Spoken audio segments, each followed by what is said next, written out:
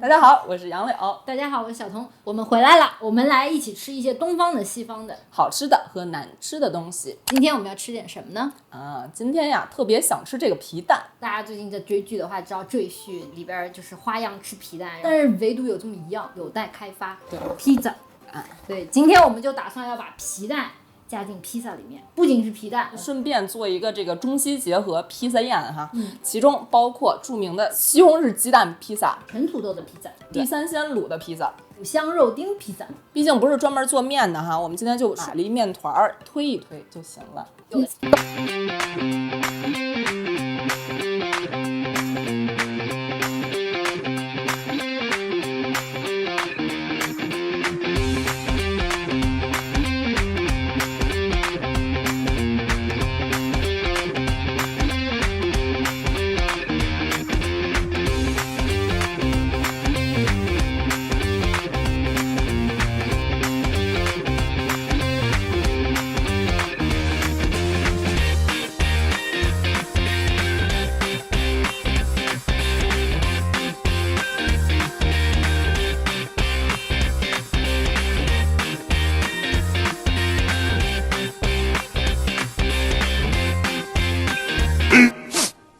15 minutes later.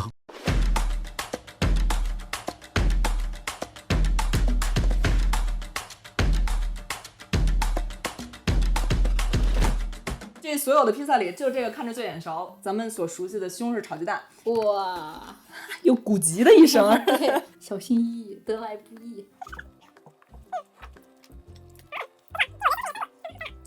本来是想那个撒葱花的，但是觉得不得那个中西结合这个疗效好吗？就加了一点这个炸的罗勒叶。西红柿的味道特别的，明显，比我们在外面买的那种番茄味道浓厚很多哈。创作灵感来源于意大利最经典的一款披萨，也就是这个那不勒斯披萨。那不勒斯披萨2017年被评了这个世界非物质文化遗产，它就对于这个做法有一定的规定。其中非常重要的一点就是说，你这个面饼你不能擀，你也不能抛哈，不像那个飞饼一样，电视里有好多这么演的，它必须得拿手这么着一点一点雇佣着推出来。某种程度上，它不是意大利人的发明，它其实最早来自拉丁文，它的意思就是这个压推。然后希腊有一个食物叫做皮塔，是一个同根同源的关系。说回这个那不勒斯披萨成为经典，是因为这个被女王钦定了。1889年的时候，当时这个玛格丽塔女王，也就是跟这披萨重名叫做玛格丽塔，她呢当时就去参观了那不勒斯这个小地方。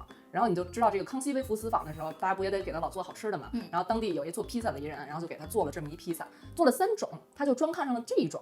为什么呢？这个传言哈，就是说是因为和意大利国旗的颜色是一样的，它是这个西红柿、马苏里拉奶酪还有这个罗勒啊3种东西在一起。那你这么讲的话，其实你说西红柿炒鸡蛋算不算我们的国菜？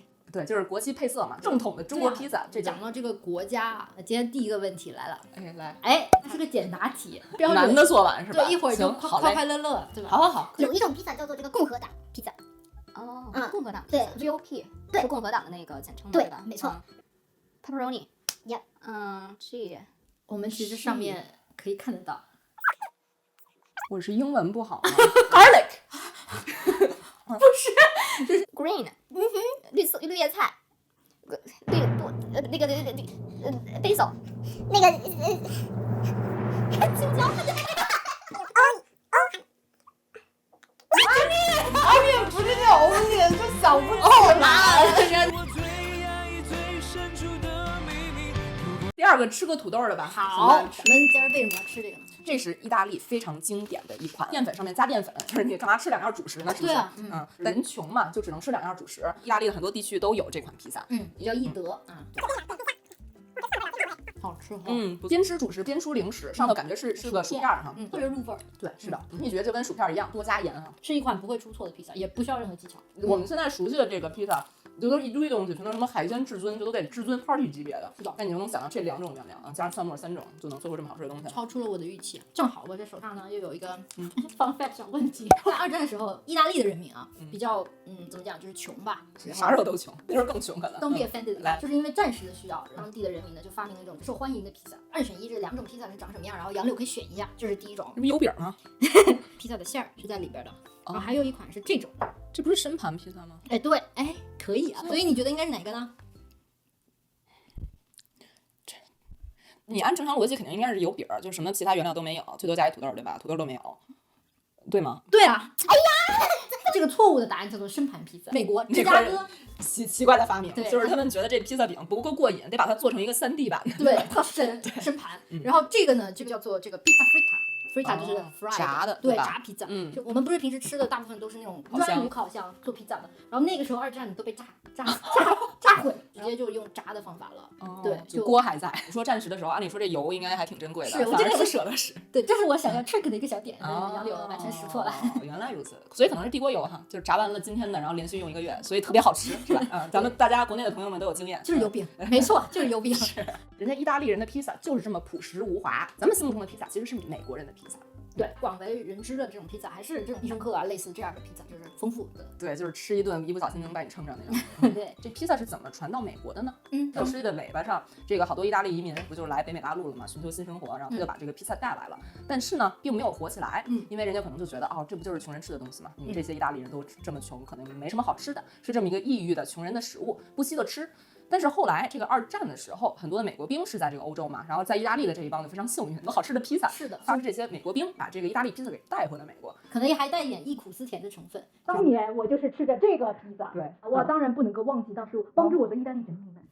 有道理，是吧？这个民族之间的友谊就通过这种食物连接了起来。突然出现了第一个问题，军需的口粮叫做 MRE， 就是 meal ready to eat， 他们就把这个披萨作为了新的这个 MRE。所以你猜它能放多久吧？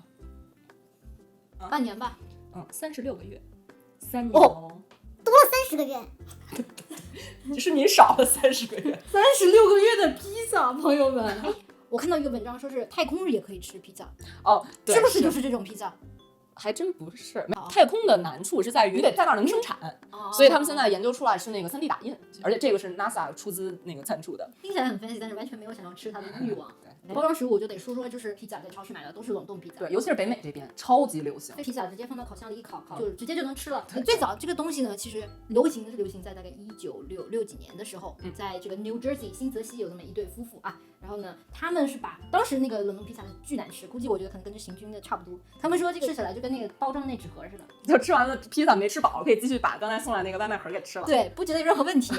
这家人叫 Tortino， 在他们的改良以后呢，披萨卖的特别好，然后就基本上就是他们说数钱啊都不数，直接揣兜子里面，然后也不数，反正就赚翻了，直接吆哈，直接称一称就可以了。对，整个产业就火起来了。每一个家庭就备那么几个，然后哪天不想做饭了就往里一拽。美国这个披萨就变得非常的流行。你听没听说过有一家披萨店叫做 Boston Pizza？ 有波士顿披萨。有。对，这个第2个问题，波士顿披萨是谁开的呢？你都知道冷冻披萨是谁开的了？美国人开的吧 ？Boston 听起来是美国，听上去是哈。那我还问你，但肯定就不是。对，但我们现在我猜是加拿大人。为什么呀？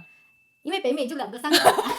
美国、加拿大、墨西哥。我多伦多看到好多 Boston Pizza，我就觉得哟洋气，美国来的。结果加拿大除了这个 Boston 披萨，完了还有一个非常棒的一个发明，夏威夷披萨，菠萝味儿的，对，爽口。安大略省爵就我们这儿用了一个夏威夷的名字来做意大利的披萨，就是引来了非常多的争议。意大利人嘛，就是非常的有 pride， 他们自己就是发明披萨的这个大佬，对吧？对。但是居然有人往里面放了菠萝，冰岛总统前几年就也说这东西就不应该存在啊。OK。对，加拿大对这个东西呢特别保护，觉得这是我们的发明。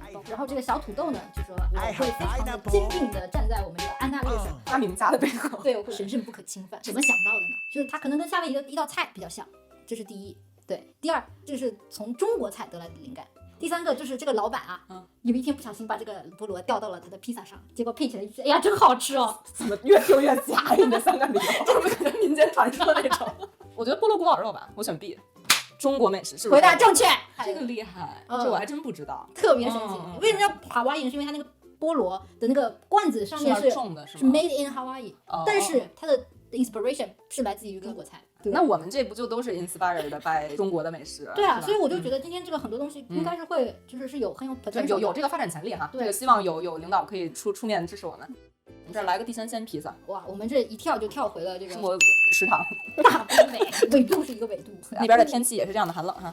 真棒，好嘞，一口吃到这3鲜。虽然我没有太感觉到地3鲜的味道，因为没勾芡。今天我们在做粥，对人家争论。后来发现不太好勾芡，然后就撒了点 cheese， 让它变得浓稠了一点。但确实没芡味儿哈。有吃过茄子？有。然后少点热量的话，你就会点蔬菜，但是你不要点茄子，因为茄子一般都是炸过的。所以今天我们就也是像做地三鲜一样，先把这2样土豆和茄子炸了一下。我们现在就回到中国本土了哈。然后咱们就来聊一聊这个披萨是中国的发展。你第一个吃的披萨是哪儿的？就必胜客。对，就是必胜客，觉得很聪明，特别知道这个适应中国群众的这个口味。18年的时候，9种中国菜放在同一个披萨饼上，烤鸭，然后广东烧腊，还有什么我会写在那上面的哈。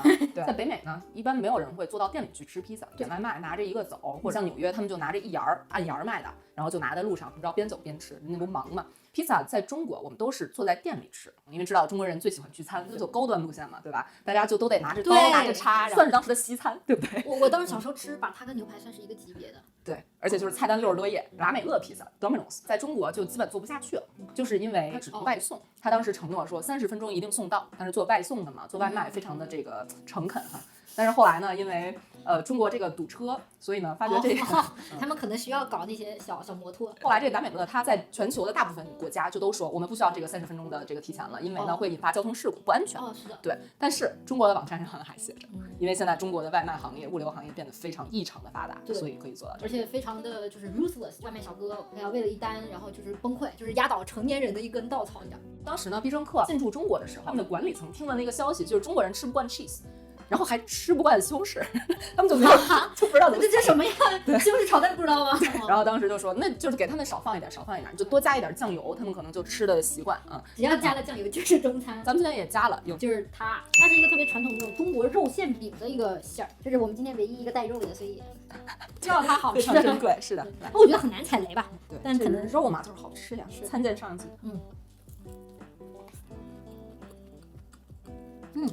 不错。这五香粉的味儿挺足的哈，真的挺像 sausage 的，跟一个满沿海的胡椒饼很像，就是但它是包在这个饼里面的，我们只把它放上来。民间传言就是意大利人不知道这个馅儿可以放在饼里头，所以才做出了披萨。但其实人家也有一种小枕头，对吧？人家有一种那个韭菜盒子是那种大饺子。大家看看我们讲的那一集，虽然没有这个，但是讲到了意大利很著名的 ravioli， 也是饺子，叫做什么来着？calzone 也有可能。calzone。这都还是比较传统的。我们今天希望还是突破一下自己，想做皮蛋味的披萨，做的是这个一阳双蛋披萨。左边这个黄的这个是咸蛋黄啊，流沙披萨那种。哎，对，国内也有。所以我们就先吃一下这个吧，这个看起来比较正常。退缩了吗？我已经打了很久的退，没有动到。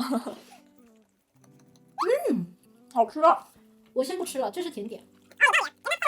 皮子儿有了，好吃，不错。咸甜口，而且那个奶香啊，对，就和这个披萨面饼融合的挺好的。一个蛋黄做了大概这样的一个披萨，哎，强烈建议大家尝试一下。这个创意我非常满意。来这个吧，为了保证咱们都能吃到足量，就把排得满满的哈。非常。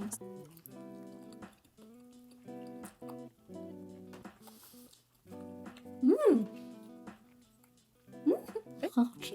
我放了非常多 cheese， 吃不太出来 cheese 的味道，好像被盖住了。我觉得就是那个臭香的粘稠的感觉，对，这感觉就是吃了一款那个面粉做的皮蛋瘦肉粥，对吧？固体皮蛋瘦肉粥，这也可以建议他们那个当行军粮，是不是？现在保质期更长，对，就是因为你吃不出它坏了。这上面有点晶莹剔透的，对吧？这是 cheese， 对吧？就是 cheese 透过那个皮蛋的皮，不对，皮蛋的蛋，鸡蛋的蛋白就透明了，见。好像真的是皮蛋怎么做都挺好吃的，真的吗？是到底是披萨怎么做都好吃，还是皮蛋怎么做都好吃呢？这就是我们今天终极的一个问题。的确是做了这么多种，然后竟然样样都挺好吃，我们实在不敢相信这是我们就是在料理方面的天赋。当然也有可能，但是就是是吧？别人看我们很奇葩，但是呢，他们本身也很奇葩。比如说澳大利亚的披萨，就是袋鼠肉的披萨，就是把他们那儿特有的动物就都放到了披萨里头哈，耳鸟肉，就跟鸵鸟很像的一种大鸟。对，那是不是应该做加拿大鹅？还是鳄鱼肉的披萨？你说哪里？澳大利亚人，对他们确实很生猛。那就是世界上的广东人的感觉啊。瑞典人有一款披萨，就是香蕉咖喱披萨。就是他们认为这个是非洲和印度的完美结合，并且有瑞典人还拿着这一款著名的披萨在美国开了店，说这个就是我们瑞典的披萨。哇哦，又吃了甜点，今天这一集结束这完美的一集。谢谢大家观看我们的节目。那如果你喜欢的话，记得给我们点赞、评论、转发、订阅我们的频道。想看我们吃什么可以告诉我们。那我们就下期再见啦，我们就接着吃，拜拜，拜拜。最近这个以色列他们就出了一件和披萨有关的新鲜事，在免费的发放这个披萨，他们想要鼓励民众去做一件事情。以免费披萨作为诱饵。以色列啊，对啊，我得猜是什么事儿是吗？对，简答题到这儿来，对，这不吃饱喝足了吗？动动脑子呗。哦，打疫苗吗？把这剪进去你，怎么这么厉害啊？把这剪进去。你知道这事儿吧？我不知道，那你怎么猜的呢？最近啊，就关心时事。但我对呀，真的是猜到的。这个可以，这个真可以剪进去，剪进去，必须剪进去。来继续下一